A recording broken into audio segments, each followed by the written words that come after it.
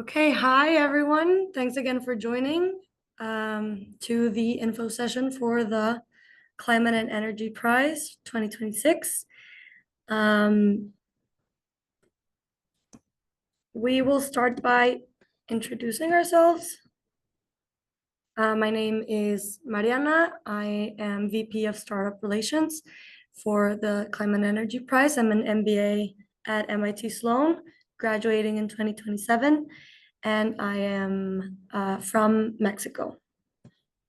Hi everyone, I'm Amanda, also VP of Startup Relations in this year edition of the MIT Climate and Energy Prize, and also graduating in 2027, and I'm from Rio, Brazil. So just a quick intro about what CP is. We have been doing this competition through MIT for 18 years. We started in 2008, and it is the largest and longest running student climate and energy competition in the world. We provide over $100,000 in non-dilutive cash prizes, and we provide world-class mentoring to global student teams tackling the climate crisis through many different angles.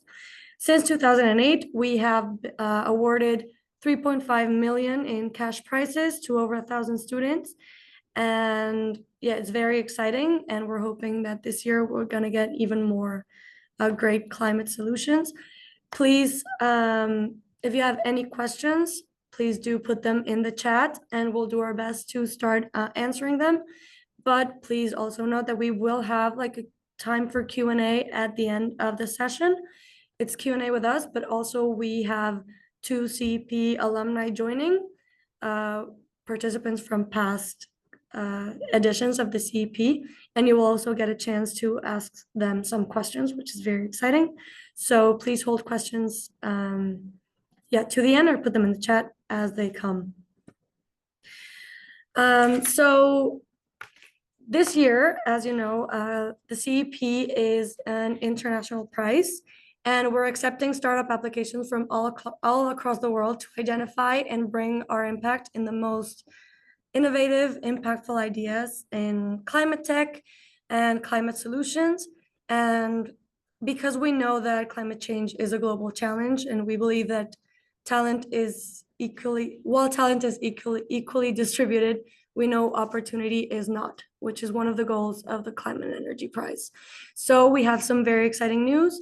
We are committing to expanding our global footprint, with this year's prize being by hosting our first ever semifinal event in Asia, which is very exciting.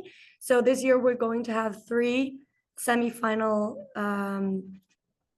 hubs or points across the globe instead of 2. And we are partnering with Singapore Management University to host one of the semifinals in Singapore in late February. We're partnering again this year for the second time with Technical University of Munich to host one of the semifinals. And as always, we will have a semifinal being hosted here in Boston, Massachusetts.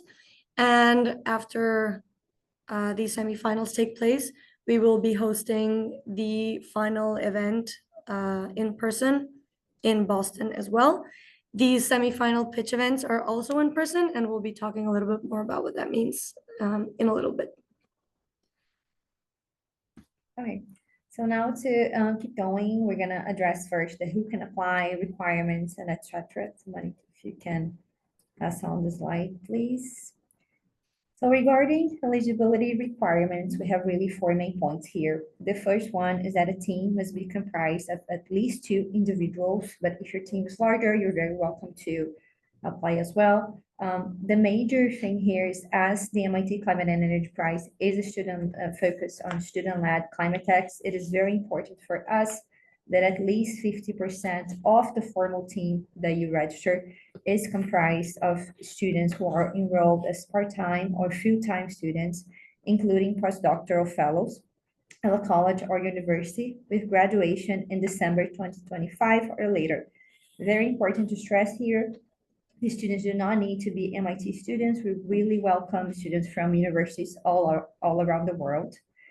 And another very important point here is that student or the postdoctoral team Members counted down toward eligibility must have been enrolled since the beginning of the fall this year or earlier. And we do that really to avoid that people enroll in online universities last minute just to be eligible. So those are the key requirements here.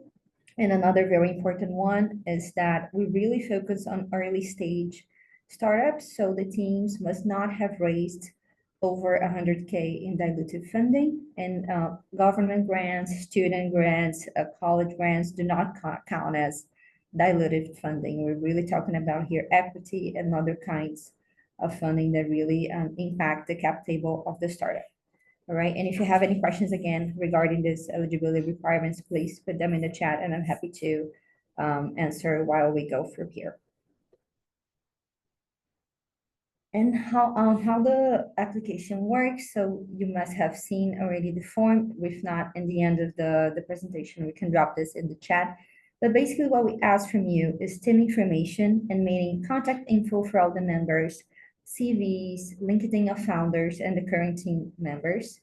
And also, since we're very diligent with the university ties and relationship, we also ask for proof of university enrollment. And it's very important that this document shows the individual's full name, the institution's name, and the dates of current affiliation. And if you do not have one document with it all, we ask for you to bring together different documents, join them as a PDF and upload for us. And if your documents are not in English, you can self-translate them, no problem at all. But we do ask that you keep the original versions and the self-translation versions, all right?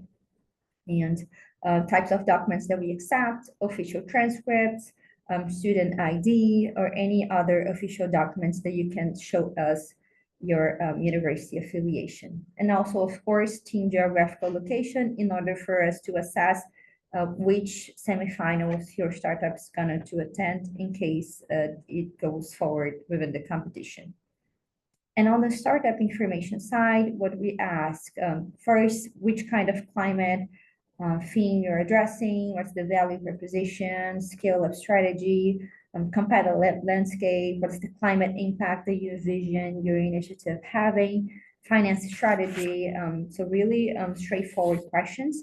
And also, of course, a pitch deck and the disclosure form with some questions regarding intellectual property. And this particular disclosed form you can find in our website, and always very well explained throughout the application form. But again, if you have any questions, you can always shoot us an email and we're happy to answer that. And finally, judging criteria. So for the virtual round, our judges really will assess potential climate impact, conceptual feasibility, solution creativity, and team composition. Those are the main criteria that will be evaluated. And for the semifinals, those same criteria plus the business plan and economics, and the judging team will really be comprised about very respected professionals around the climate tech space. Now I'll pass it back to Mari. Thank you, Amanda. And to get you all excited, we thought we'd share a couple of very notable CEP alumni. So these are 4 companies that participated in the CEP at some point. First, we have Nutricity. They make and sell plant-based organic fertilizer. And basically, it enables farmers to reduce wasteful runoff and maximize nitrogen delivery anywhere in the world. And their latest valuation after Series A round was at $76 million. So it's really grown quite a bit since they participated in the CEP. Another really notable one is AeroShield. They are developing transparent insulating materials, which basically means that they produce energy efficient windows, which is very cool. And they do bring like state-of-the-art thermal comfort and energy savings into like buildings mostly at a very like reasonable price. And they've raised almost $12 million to date, which is extremely impressive. We also have AR Labs, and they are basically improving scale-up performance of AI clusters with optical I/Os and they enable their customers to maximize the compute efficiency and performance of their growing AI infrastructure. And finally, one of the biggest or fastest growing ones that we have on the slide is Oklo.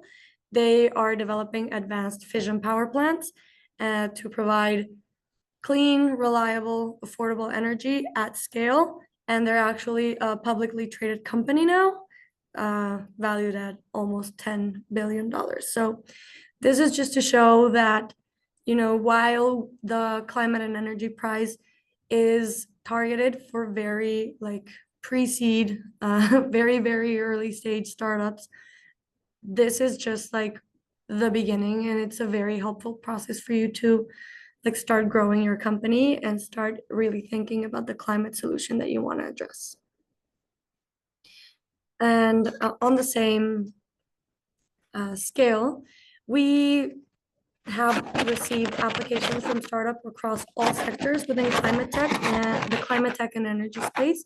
I know that when you hear climate, most people think energy, but that's not at all true for the climate and energy price. We've received applications including building technologies for insurance software and sustainable fuels, manufacturing industries, food and water, waste, mobility, basically anything. And, as everyone on this call knows, the fight against climate change requires ideas that span both mitigation and adaptation in residential, commercial, industrial sectors. And we welcome at the CEP all ideas that have a positive impact on the climate crisis. And in addition, as I mentioned earlier, we pride ourselves to be a global prize. So we have applicants. We've received applications from students all around the world. Last year, we received over 160 applications from over 40 different countries. And this year, we are pushing even more to expand our global footprint. And we encourage climate entrepreneurs from our friends in Asia, Africa, Latin America, Oceania, North America to send you all of your ideas, to send us your ideas and engage with the CEP wherever you're from. And yeah, so now I'm gonna talk about a little bit about the benefits for you as an applicant, which is very, very important.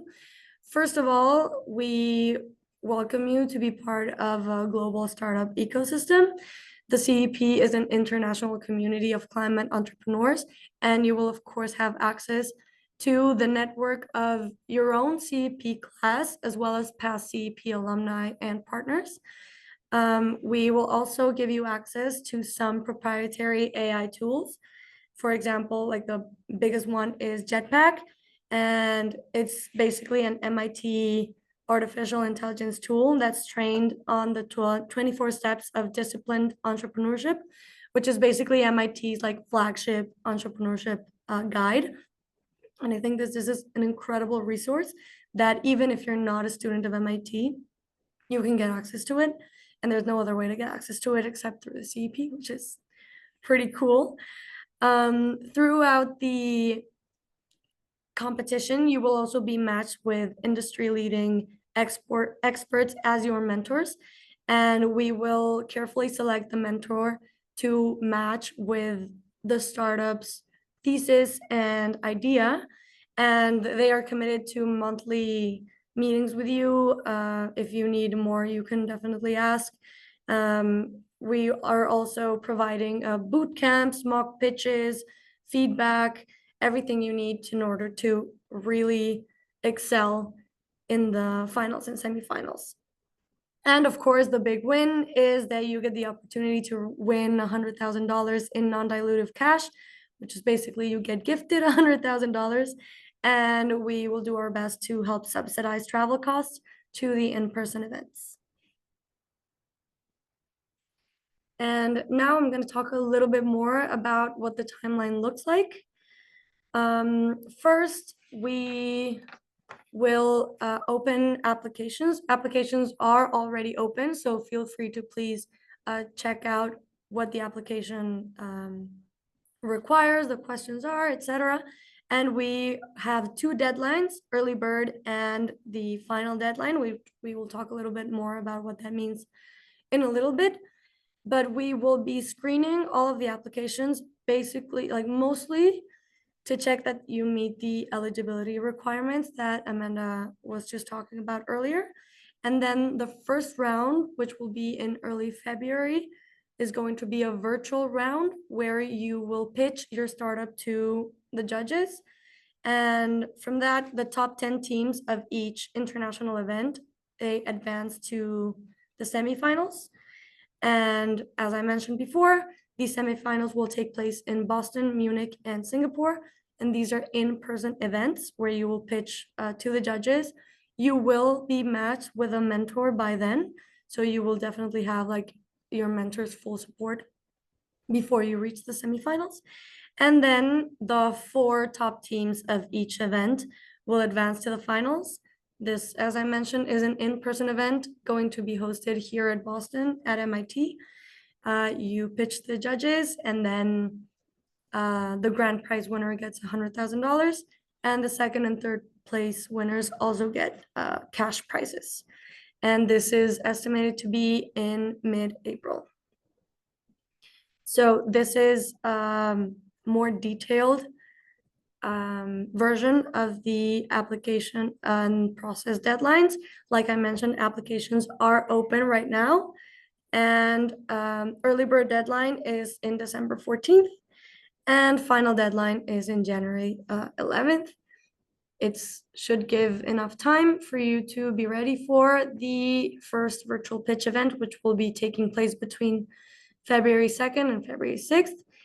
And yeah, you can see the rest of these dates going to the grand final pitch and networking event in Boston in April 16 and 17. And now I'm going to talk a little bit about why I think you should apply early bird. First of all, you get like these amazing benefits where we will be connecting you and inviting you to invite-only speaker sessions from VCs and industry experts. We will give you some extra pitch tips, do's and don'ts. You will get early access to Jetpack, which I mentioned is MIT's AI entrepreneurship tool. And of course, you get access to you get more exposure and networking opportunities with the alumni network. I highly recommend that you apply by the early bird deadline. First, it means that the application is not looming over you in your holiday break, which I think everybody wants. Second, I think if you apply early bird, it sort of forces you to think through your idea, and it gives you more time before the first pitch to actually develop your idea, think through, practice your pitch, work with your team.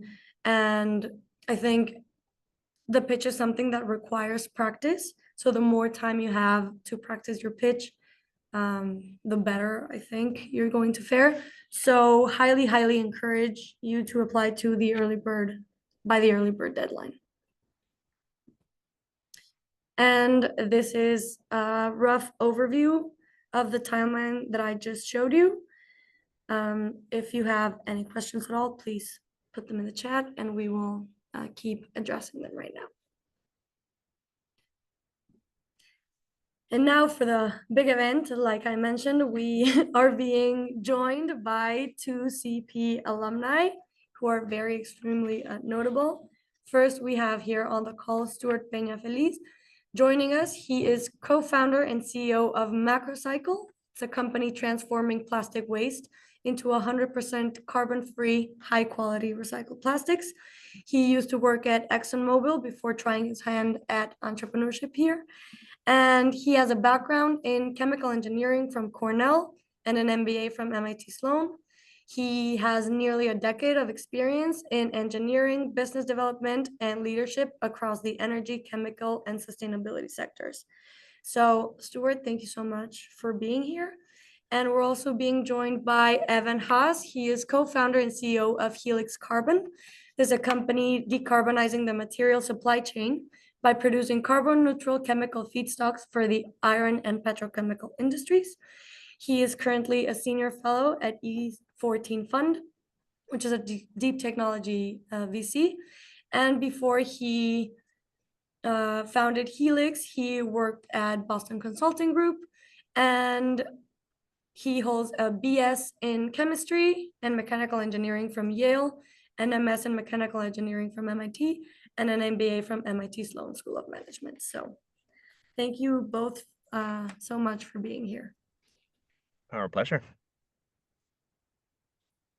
So I'm going to start by asking a few questions that we have prepared for you, and then we'll open the floor to the audience to see if they have any questions themselves.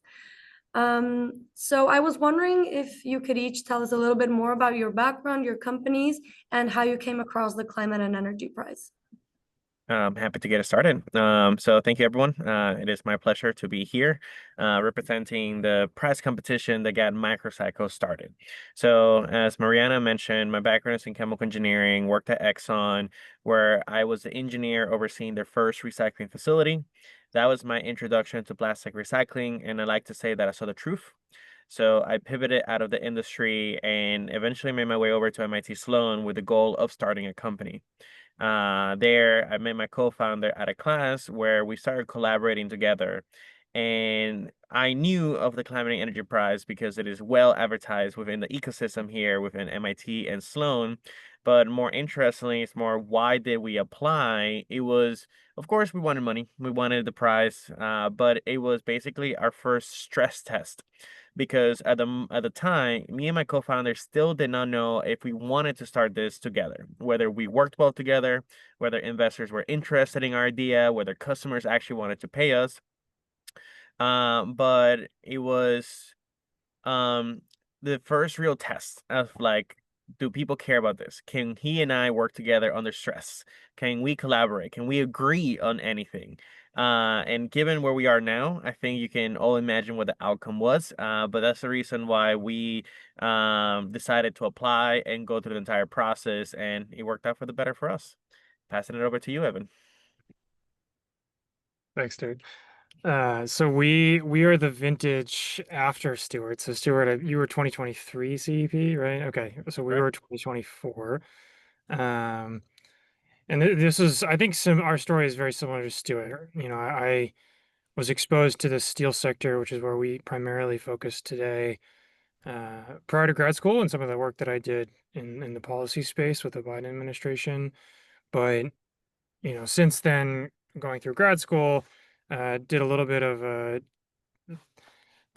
mix and match. I was an LGO student, for those who are familiar, but I also did some work in the chemical engineering department, working with Ariel First, helping to understand, okay, you know, where can we take the carbon dioxide conversion sector? You know, there's a lot of opportunity here, but where can we really take it? It has yet to find an application truly. So we started collaborating both in the lab and then also on the business side to try to understand if there was an actual opportunity here. And I think CEP was kind of the first, very first vestiges of that. If you kind of look at our pitch back then, it's very, shall we say, non-committal to the end market that we wanted to go into. And you know, I think that was partially by design because we didn't want to be public with it yet, but also partially just because we had no idea.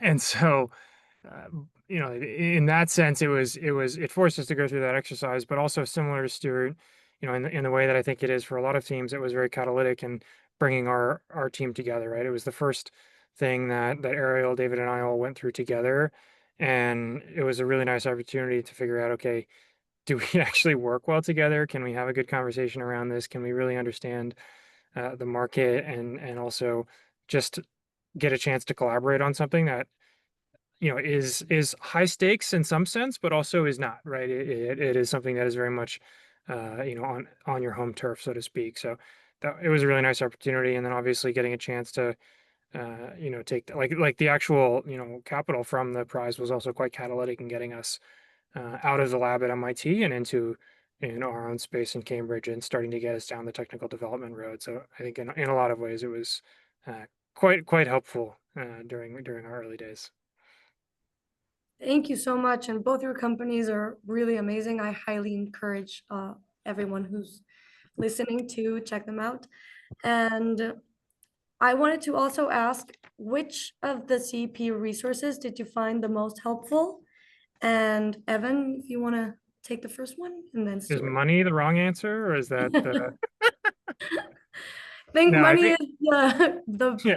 the one answer. Yeah. No, in all seriousness, I think, I mean, obviously that is important, but I actually think that one of the more differentiated parts of CEP, unlike some of the other prize competitions, is it actually does bring a pretty strong network of sponsors and mentors together. And for us, at least, we ended up talking very closely with several of the sponsors of CEP, who will remain unnamed, but some of whom we're still in talks with, about potential investors, potential pilot partners. Our mentors were folks that we still talk to this day, actually, who are at venture funds that are quite relevant to what we're doing. We were at the times too early for an investment because those were more Series A, Series B type funds, but you can bet we're still talking to them and still building that relationship, and with an eye towards when that eventually could potentially convert, right? And so I think it does a very good job of bringing those relationships forward much earlier than otherwise would be possible. And it's also just pretty, it's a high visibility, right? It's a great opportunity to get a chance to showcase what you're working on, get feedback from folks who actually know what they're doing. Every single judge who judged us at the grand finals, I still talk to this day, and they're still, folks that I trust their opinion on this and have sort of seen us through this journey. So I think it's remained helpful, those relationships. Yeah. I want to echo the mentorship perspective. For us, there was one specific mentor that really helped us. We had no idea how to finance large capital projects, which is, what Microcycle will need to do down the future when we build our first industrial facility. Evan, I guess it's similar to you as well. And we had no idea how to tell the story of like, why would someone invest hundreds of millions of dollars to build a capital plan to produce commodity products? And one of our mentors was a VP of finance from Citibank. And he enlightened us so much with a financial perspective of how do you fund this type of projects, what are the metrics that you need to hit, and so on, which really helped us eliminate our storytelling. I will admit this was before AI was really, relevant and prevalent, but it really helped us get a hold of how to think about that. So that was an incredible resource that we're still thankful for, and someone that I still stay in touch with to this day, like Evan mentioned. The other ones may sound silly, but it's just the process, the application process and the pitching process.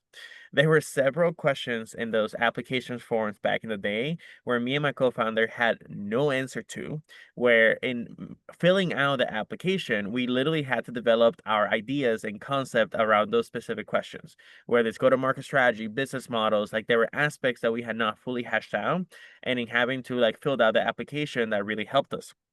And then going to the pitch competitions, pitching on the stage once we get selected to the semifinals and eventually for the finals, really force us to basically stress test this of like, how do we tell a pitch together?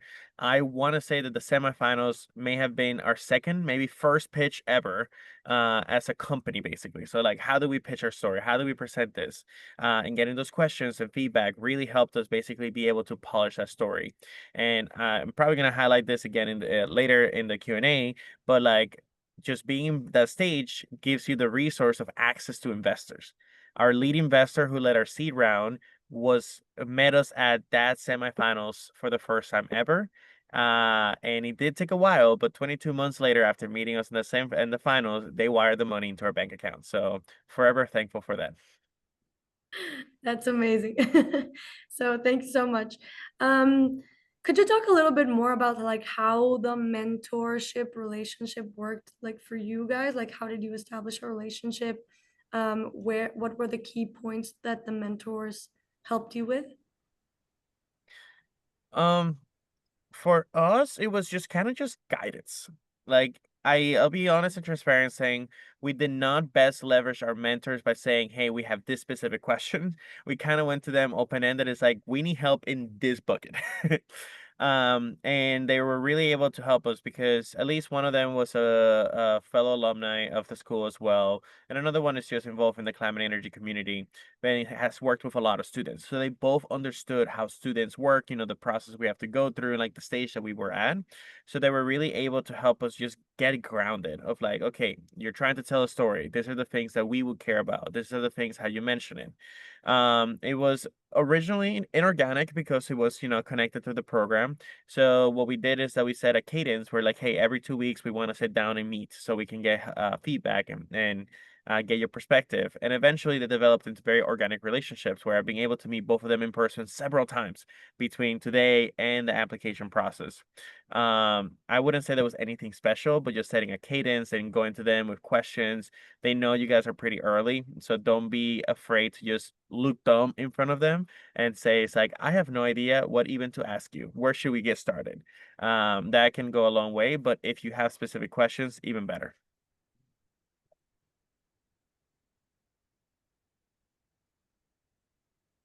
Any follow-up, Evan?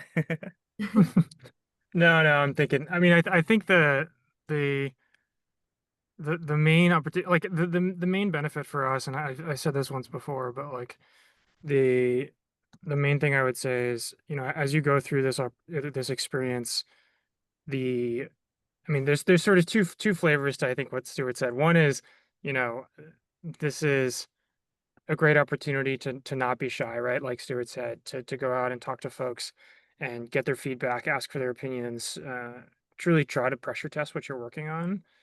At the same time, of course, there's always a little piece of you that's like, hey, these are people whose relationships could actually be important later on, so I want to put on a good face. But I think that the most important question for everyone going through this will be, is this something I want to do after this competition is over? Like that is the most important thing. It's not, oh, is this going to like don't think about this in terms of, oh, how do I win this prize, right? I know that's the big glamorous thing. That's the reason everyone is here. But for your life, the most important thing is, how do I answer the question of, is this something that's worth my time for the next, 5 to 10 years, right? And for most people, the answer will be no, and it should be no, right? Like the first 5 things you probably think of or work on are probably, and certainly was true for us, were definitely not worth pursuing, right? And so I think the most important part of this process is to stress test that question as much as possible. And if you do that well, the rest of it will come. Thank you so much for all of those insights. I think last question from me is, what would you say to the people that are unsure whether or not to participate in the Climate and Energy Prize? And what would your advice for them be? Do it. I just saw a question pop up of like how early have the teams been that have won or advanced to the semifinals or finals. Let me give you a little bit perspective as to how early we were. Me and my co-founder met 3 months before I think the application was in December back then, and we met that September. So we met September, did the class where we worked together, and in 3 months later we applied. That's why I said, hence why our application process was a way of us even developing our business plan. Our first name, we used to be known as Salmon Cycle back then. We didn't even have a firm name. We changed it a few months later. And like that's how early we were. Like, yes, the technology had a lot of fundamentals from his research work, but as a company, we were just nascent. So for those of you that you think that you're so early that you don't know if you apply, look at what happened to us. The application process polished us. It forced us to think hard about a few questions. And don't get me wrong, we got knocked down, but we decided to like fight back, like accept the feedback and polish our application process. And we ended up being one of the finalists, the runner-up for the competition in 2023. And the company that we lost to was a company that was way more established, had over 2 years already as a company, had received other like non-dilutive winnings. So like we were pretty proud of how far we came, even though we were so young. So overall, it's like apply.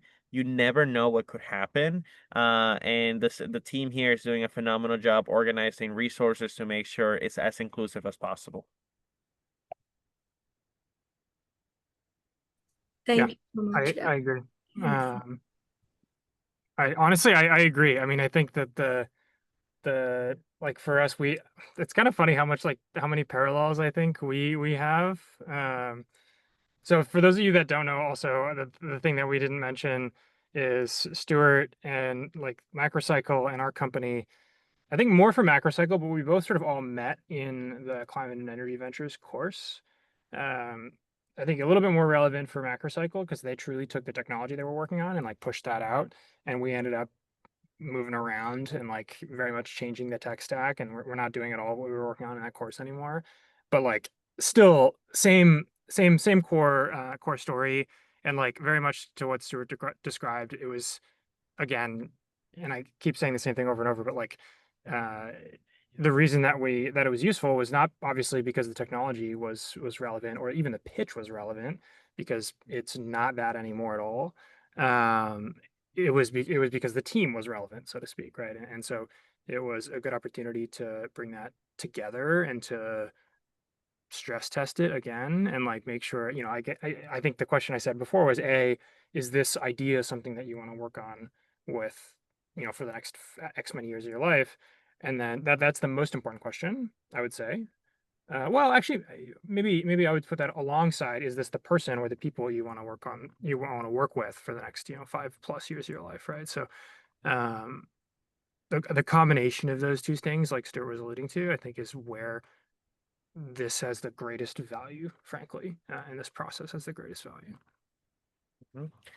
I saw someone ask a question earlier that they have 3 co-founders, so there's a team of 4. And it's like, if you haven't had the chance to spend until 3 a.m. working together an application together before, you don't really know if they are your co-founders just yet. That's what we did for the Climate Energy Prize, partially because we were procrastinators, so we did wait until the meeting the night before. But those things, as Evan highlighted, really challenge us to realize, are we the team to work together to spin out a venture? For those of you that haven't realized, your founder, if you're not married, will be your first marriage. You're tied by the hips. So those are people that you need to feel really comfortable working with. And this is definitely a great opportunity to start challenging that notion that you guys can work together to see if it's true. Absolutely. Yeah, I definitely agree. Thank you both so much for the incredible insights, both on the process and of the value that the Climate and Energy Prize gave your companies and your teams, which is equally important.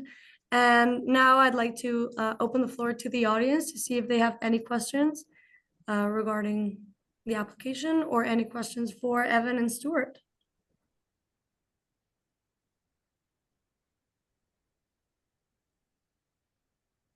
Don't be shy.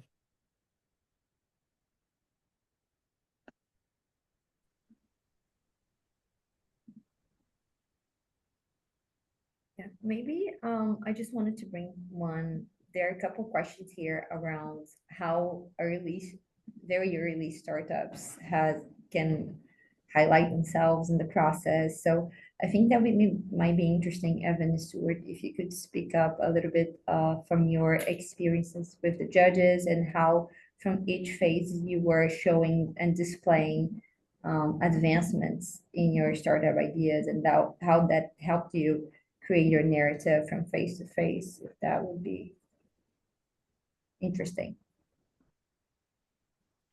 Just to clarify, do you mean sort of face to face in the, like from, I don't know, application semifinals to finals, or like after the competition is over, presumably? No, I mean throughout the competitions. How has your pitch evolved and what kind of work did you do to make it stronger? Ooh.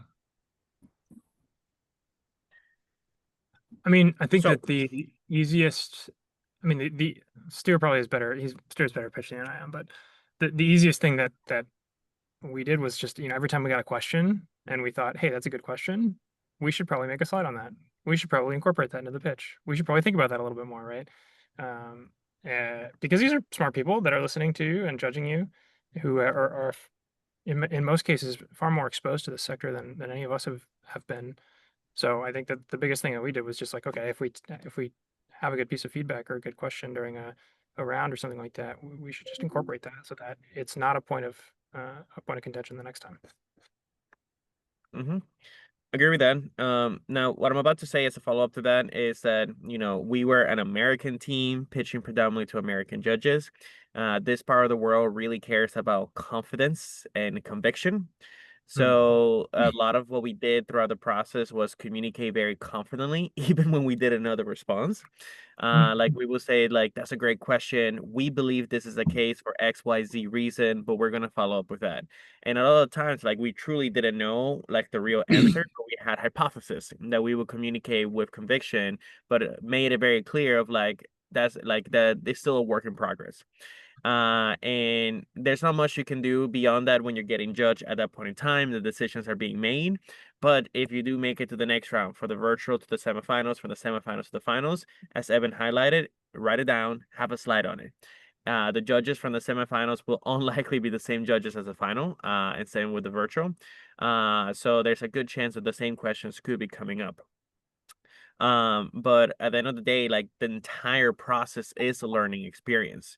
So don't feel that you have to know everything, but you should be as prepared as possible and use each opportunity to be able to learn a lot more. Even if you don't make it to the finals, even if you don't make it to the semifinals, each step will be able to polish you more and more. And it is a tough competition out there, but use it as a form of validation of like what is it that still needs work in progress and not. And then pitching and delivering. That really makes a big difference. Again, American team pitching to mostly American judges. I know it can be different in Europe and Asia, but make sure to communicate with conviction your ideas and your belief, because at the end of the day, you are a lot of you will likely be trying to raise venture capital funds, and that's the game that we play, where the VCs want to fund the startups that have the greatest chance of impact, which usually falls along the lines of who can better communicate their message. Okay, perfect. Yeah. Thank you very much. The one thing I'll add is, like, I think the most important thing at this stage is you don't have to, like, confidence doesn't have to be confidence that you already have the right answer. It has to be confidence that you have a good plan to figure it out, essentially. Like, I think I really have a distaste for, and I think many of the judges probably will too, for teams that say, oh, we have this figured out. There's no way in hell you have this figured out, right? At this stage, no one has this figured out. The thing that is valuable is to say, okay, that question I don't know the answer to yet, but this is how we have a plan to figure it out and address that over the next 3, 6, 12 months. And if you can communicate that plan clearly and show that you've thought about it, that is much more compelling than just saying, oh, that's not a problem for us because whatever. Right. I think it's much more compelling to show that you've really thought this through, that you acknowledge the risks, because everyone has massive existential risks at this stage that you should 100% not try to shy away from. But just communicating that you have a plan, that you own up to that, and that you are thinking through those is really important. Perfect. Thank you so much, guys. This is very helpful advice. I believe we have a question from Ilda. Am I pronouncing correctly? If not, I'm sorry, but feel free to unmute yourself.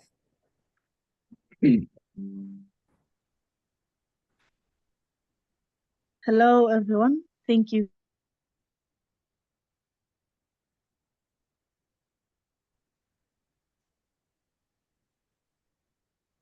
Ilda, can you hear us?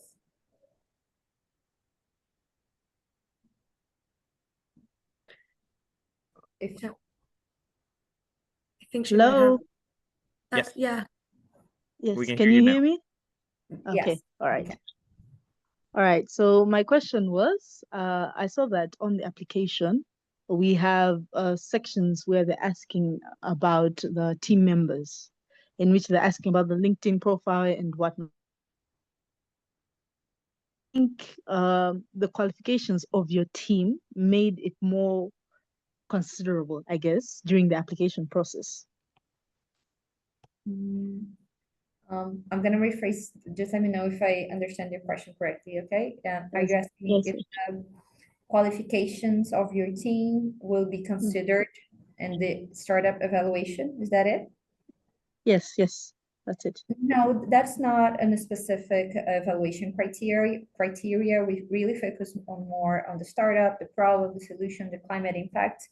But we do ask for CV and LinkedIn profiles, more of a way to understand the team's background and how they complement themselves, and also to have another layer of understanding the ties from that person to the university, if that's a university Right. member.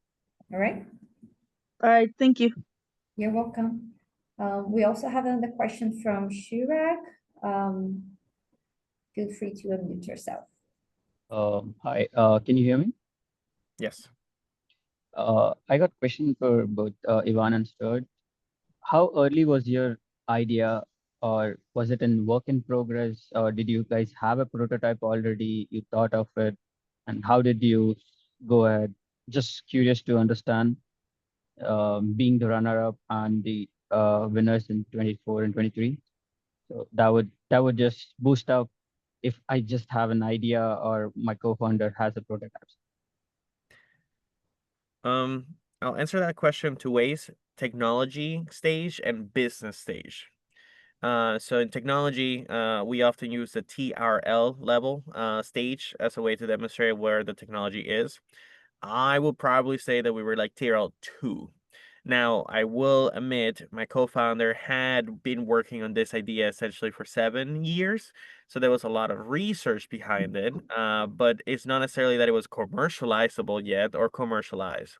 So it was still at a lab stage. Like the most that we had ever produced was grams amount of our products, to give you perspective.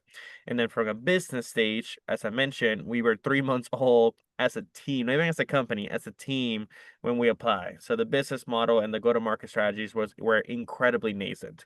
Yes, we did have a lot of good scientific foundation to be able to pitch, but great science without a good business plan is not more than just an experiment. And we see many times great business plans be able to come to market without any science behind it. So it's a combination of both, but we were pretty early on both.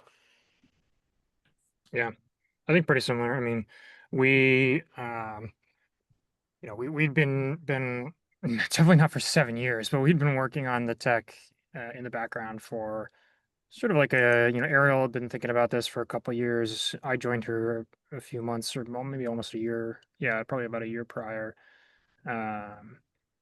But even where we were at CEP didn't end up actually being the final tech stack at all. It was related, but it wasn't really core to what we ended up doing. That being said, a lot of the sort of technical thinking was quite helpful in guiding where we were going to go. So I would say, yeah, similar to Stuart, probably TRL 2.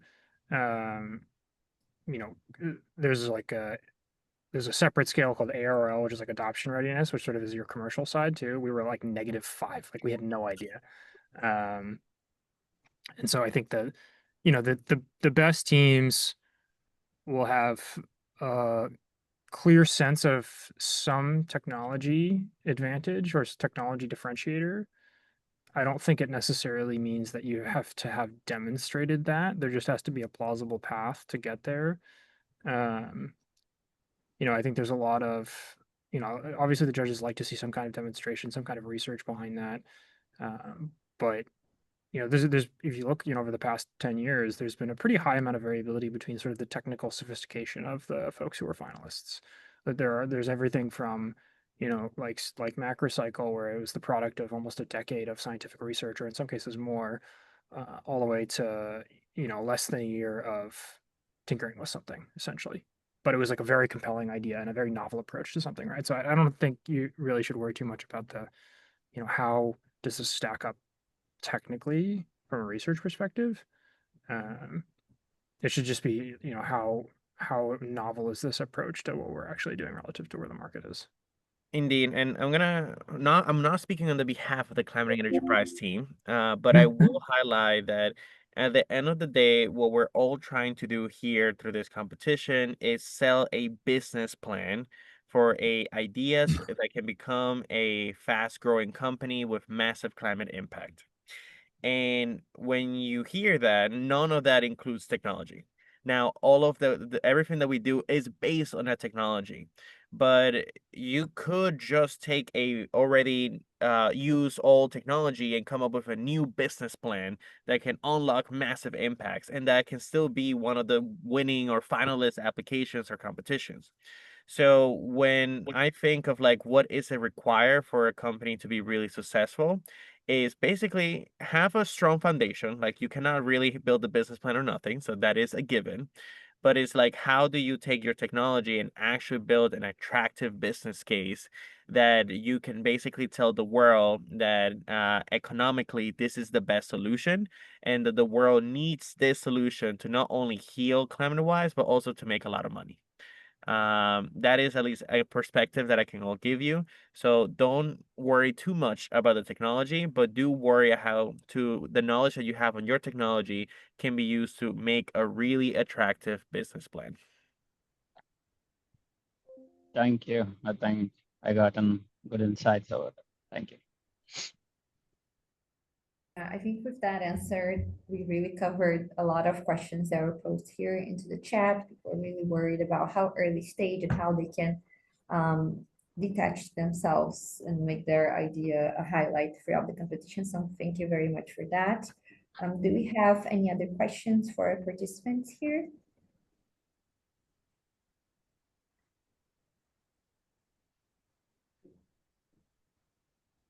If not, I really like to. Sorry, just one question. Can you guys hear me? Yeah, Yes. please, let's do Oh, this. yeah, thank you very much. So I was wondering just how much money did you think you would need it for the first MVP? And then how much money did you end up uh needing it? And then you don't have to give me the exact number, you could give me the ratio. Like for the MVP after during like that you're pitching or after the fact? So when you develop the first MVP, you would have some budget for the first MVP, right? And then Do you know a specific? so I mean, it's gonna vary so much based on sector and what you're trying to build. If you like for us, it probably took us, I mean, we're trying to build something for the steel industry. It took us several $100,000 to build an MVP. But that's Evan, I'm because curious, how off were you? Because I was yeah. reflecting. I think that I was originally projecting that we only needed like $300,000 in revenue to set up, or in funding, to set up our lab, get the equipment, and like actually produce the first MVP. And in retrospect, I think we ended up raising $1 million in funding before we were able to actually produce the MVP and send it out. So I was off by a factor of 3. Wow. A factor of 3 is a good rule. Yeah, I would say that's a Oh, good rule. okay. We Yes. luckily didn't. We sort of did the factor of 3 prior to that, so like we knew, like one of my co-founder and I are like sort of perfect pairs. Like he's an incredible optimist and I'm an incredible pessimist, and so we end up actually being right on most of these things. If we just take sort of the average, but yeah, generally sort of 3x the budget and 3x the time is probably about right. The time is Got it. always Thank you so The much. time, with the time being much more important, right? You can stretch budget, you can't really stretch time. Got it. Yeah, thank you very much. Yeah, I guess we gotta apply this for 3 times.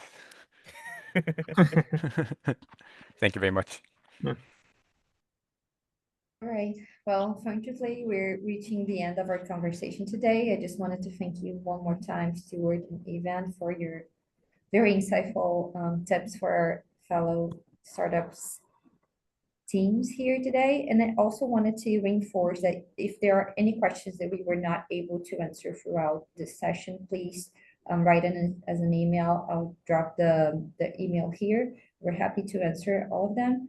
And just reinforcing as well, the application deadlines, the early bird is December 14th, and the final one's January 11th. Marty, do we have any other information here? No, just as both Evan and Stuart were saying, please apply. I guarantee that the process will help as much as the prize. And thank you so much for joining. Thank you, Stuart. Thank you, Evan, for your time and for your insights. I think they were really, really insightful, really helpful. And we can't wait to read your applications. And please also, if you know anybody that might be interested in this, tell them to contact us, tell them to apply. And thank you all so much for joining. Bye, everyone. Have a Best of wonderful luck to day. everyone. Best of luck. Have fun with it. Thank you.